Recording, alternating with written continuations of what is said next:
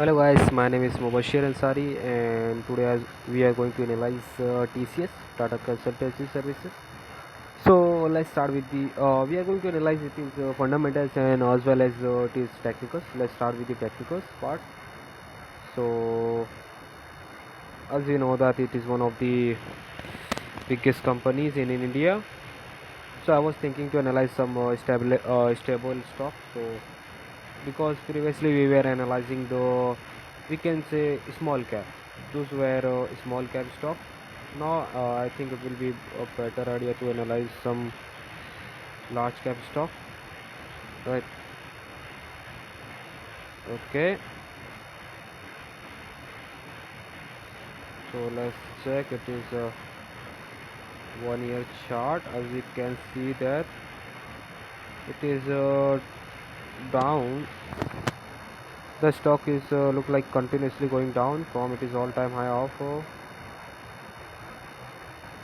4573, and now it is trading at 3000 around, and it is down by the around 32%. This is which is huge. So why people are selling this stock, we can observe. We are going to analyze through and understand through the fundamentals of it is right.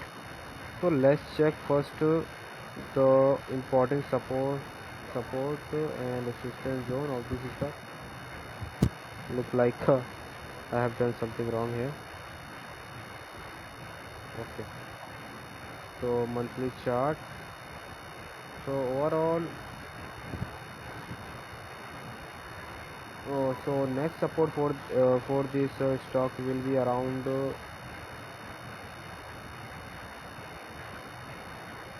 3000, right? The next support for this stock is 3000 because it is a, we can say, the roundup level, and we consider this as a institutional level, right? Because institutional level institutional level, right? Because the roundup numbers are matter a lot for the big institution. They take their interest here, this kind of interest like 300 3000 3500.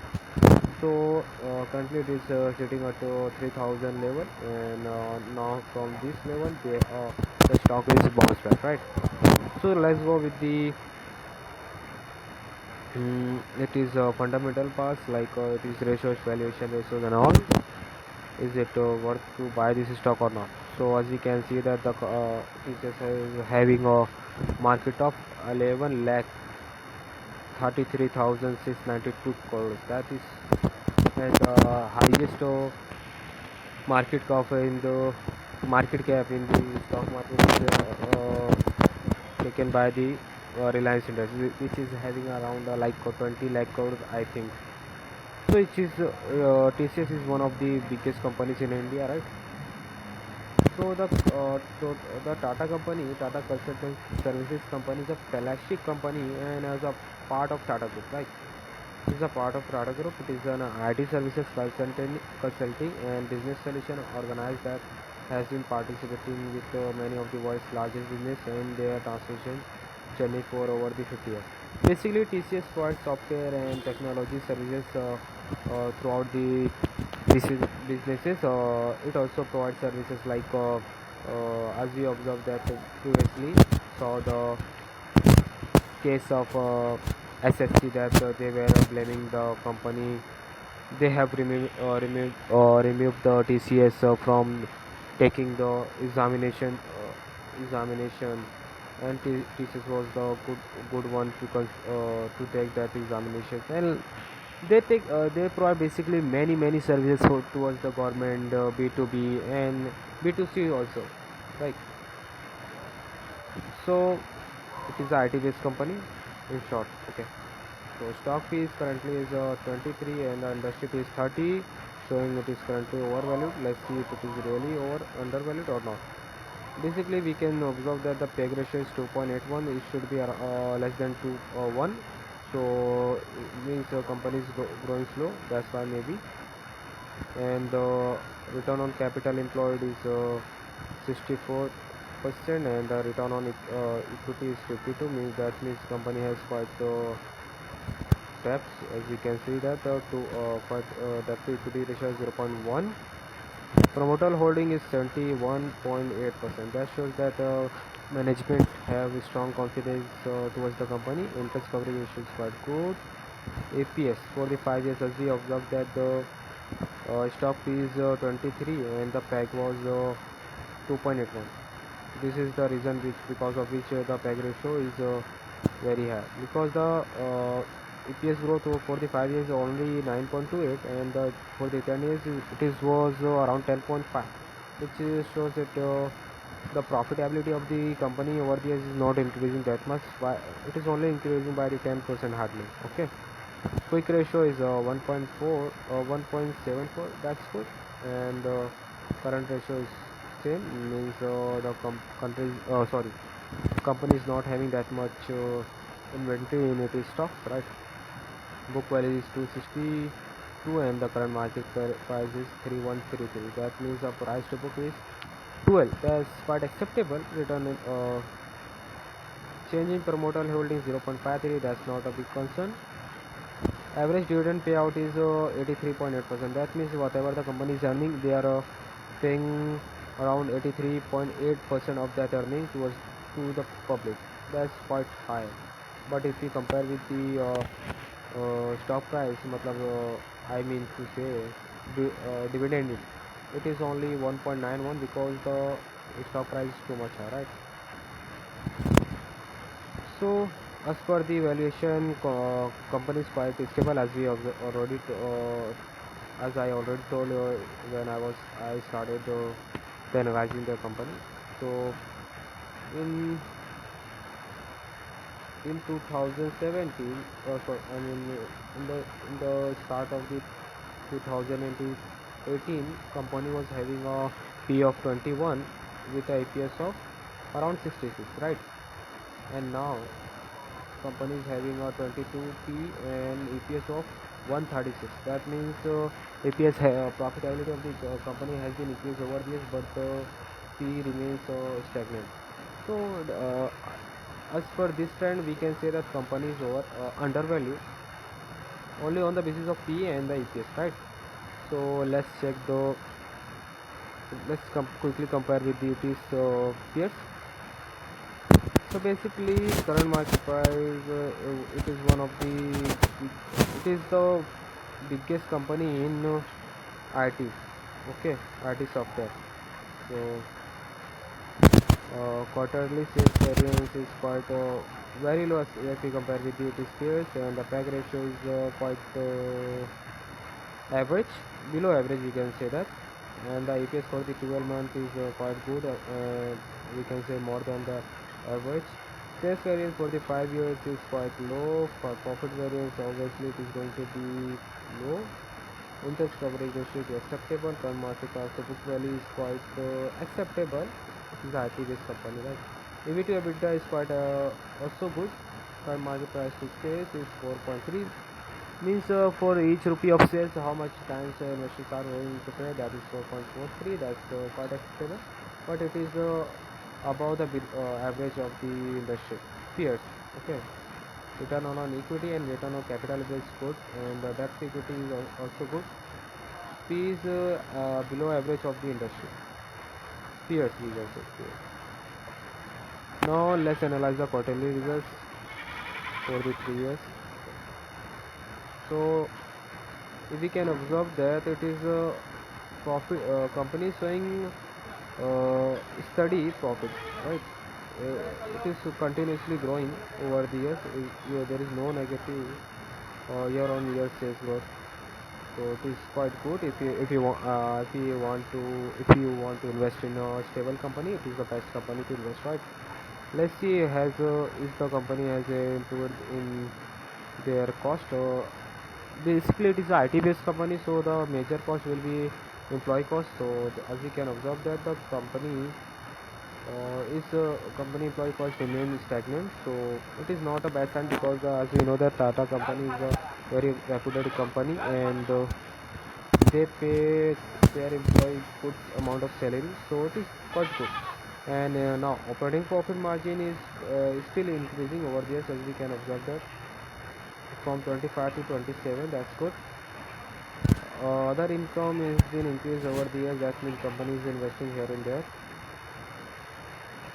Depreciation is quite stagnant, means they haven't increased that much their assets. Okay, so overall the quarterly results is quite good, and we can say steady growth. Now profit and loss statement. As per the profit and loss statement, as we can observe that it is also showing the quite good sales growth over the years from 80,000 to 255. That is around three times within 10 years, we can say that. And so basically, as we can observe that the profit and loss account, profit and loss statement, or we can say income statement, the sales is growing over the years continuously from 80,000 to 255, around three times within 10 years. That's quite good. Even though it is growing steadily, continuously, but still it is showing a strong growth over the years. But there is no material cost. It is manufacturing cost. I think it is unrelated to the company. I think maybe some kind of software they were developing here. That's why they have to incur huge expenses here. Now it is quite there is no cost involved. I think employee cost is the major cost in the IT sectors. So basically, the employee cost has been increased over the years. That shows the profitability reducing the operating profit margin, as you can observe, from 31 to 26. And the other income has been increasing over the years quite high, as we can observe from here. It is not from the exceptional item. It can be from the investing, or it can be from the debt, like fixed income. Interest obligation is quite low if you compare with the profit, so it is not a major concern. And let's analyze the balance sheet of the company. As you can see, the equity capital means has been increasing over the years. That shows the promoters are selling their shares over the years, but it is not that much big concern, because it's still company is having around 71.8% of promoter holding. So that shows the strong confidence towards the company, right? And the reserves are increasing over the years. That's very good sign for the company. They can use it in the bad times. Long-term borrowings is quite too much low. Short-term borrowings is there is no long-term borrowing here, and no short-term borrowing also. It was all about the lease liability. We cannot consider this as a loan, right? So we can say that the company is a debt-free company, because all the liabilities the company is having is all about the lease liability. That's, we don't consider this as a big concern, right? Because they don't have to pay that much interest obligation in that. Trade payables have been increasing over there. That's a major concern. We can say that means company is not able to collect their cash, right? And advance from the customers, it is quite increased, quite high. That shows the confidence towards the company. That's good. Fixed asset is been increasing at a steady rate. Building also increasing at a steady rate. That's good. Plant and machinery. Company is heavily investing in the business, right? Intangible asset, because it is a IT based company, so they have to invest for the goodwill. So I mean patents and all. Accumulated depreciation has been quite too high, because they are heavily investing in the fixed assets, so they have to do lots of depreciation. Current work in progress is also increasing. Still company having some current work in progress. Sorry, current. I mean to say capital work in progress. Sorry for that. As I already told, the company is heavily doing investment. Like you can observe that from 3,000 to 30,000, 10x investment, right? That's huge. Maybe they have piled their money in the mutual fund or equity, or they can be investing in gold, or there is a high chance for the fixed deposit. Inventory, as we can see that company is having a low inventory. Trade receivables over the 6 months is quite acceptable if we compare with the revenue, and Receivable under 6 months is quite good, as they are going to receive this all money within the 6 months. Provision also they are taking provisions for the doubtful debt. That's good. Cash and cash equivalent is increased. That's good also. So overall, from the quarterly results, profit and loss, and the balance sheet, everything should look good. So now analyze the cash flow. Let's start with the cash from the operating activity. How much profit the company is making from their day-to-day operation. As we let's compare with the profit and loss account. 4 and 5. 130 lakhs crore. Okay, 130 lakh crore. I mean 1 lakh 30 crores. Sorry for that. 1 lakh 30,000 crores. Before tax. Okay, here we can observe 551 sorry 56 110 and 170 and around 180.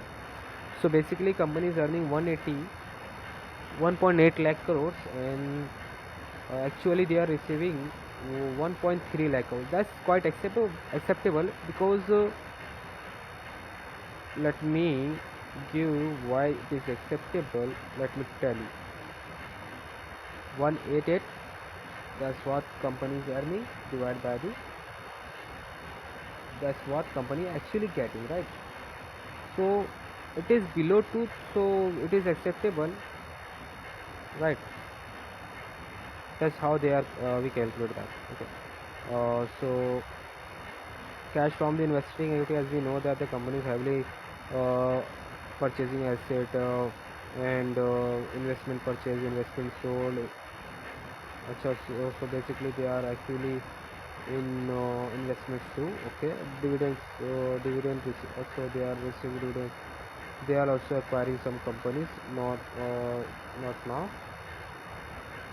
And cash from the financing activity, from where transaction between with shareholders and lenders, right? Cash from the financing activity shows the transaction between with shareholders and lenders.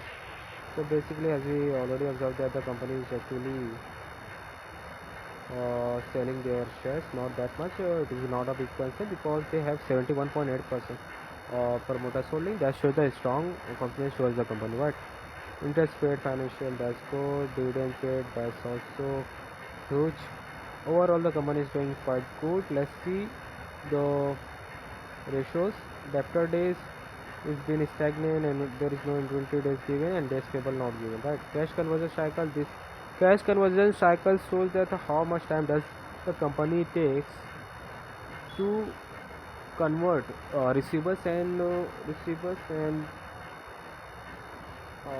inventory into the cash.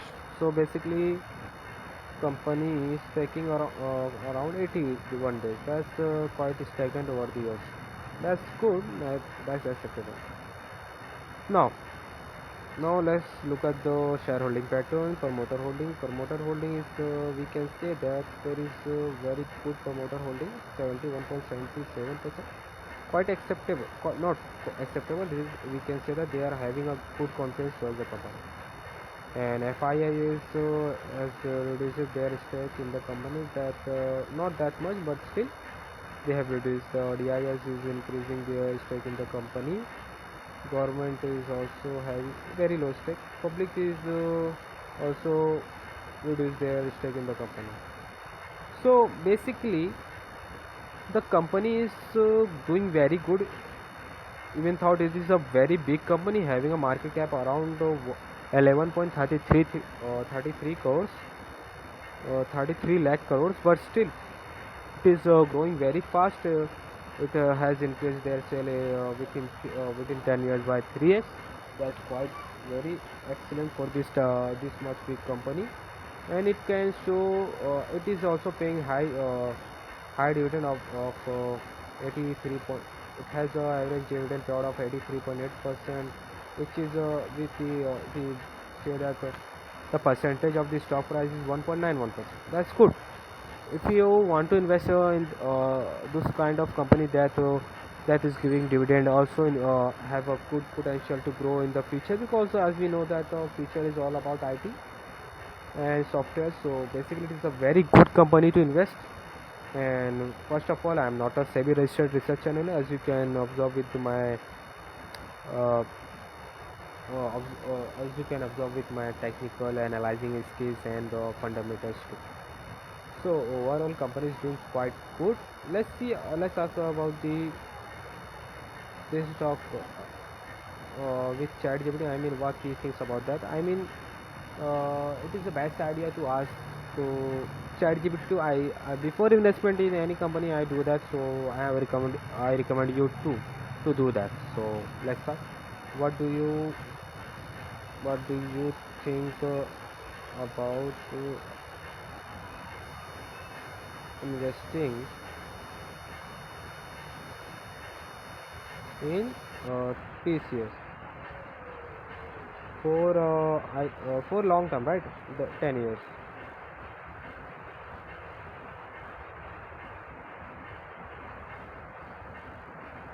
So let's see what ChatGPT says. And also, I forgot to mention you one point, that the company is quite trading at it is discounted price. We know that from it is all-time high, it is down by the 32%. That's a huge correction for the company. So, and it is there is no major problem because of which the company is going down. It is all about the correction, because company has to be valued fairly valued or slightly premium, right? So it is quite good for it is a quite good entry point, right? So as we can see, the stock brand, global reach, outside business, adoption of new technology, stable margins and good financial. As I told you, it is a stable margin business because it is become a very big company, so they are having stable margin. Key risk things to watch out: technology disruption and automation of AI. Demand slowdown, macro risk can be happen also. Competition also there, margin pressure, execution risk. It will be it is a major risk for every industry, right? So valuation is, if the share price already include a high expectation, a lot has to go right to justify good returns. If expectations slip, price might correct. It is already corrected by the 32%.